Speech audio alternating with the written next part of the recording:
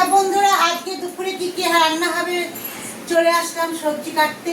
তাহলে দেখাবো তোমাদের আজকে দুপুরে কি কি মেনু আছে। চলো তাহলে দেখাই তোমাদেরকে। দেখো মূলো শাক এখানে এক আটির মতন আছে, মূলোর সাথেই ছিল।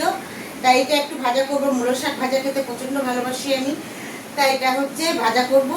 আর একটা সব কিছু সবজি দিয়ে একটা পাঁচমিশালি তরকারি হবে। আর তার সাথে আছে পাতলা মসুরির ডাল, আর আছে খাসির মাংস। তাহলে এটাই। আর জলপাই চাটনি করা আছে ফ্রিজের মধ্যে বন্ধুরা, তা চাটনিটা তো নিয়ে নেবই। তা আজকে দুপুরের মেনু আমার এগুলোই।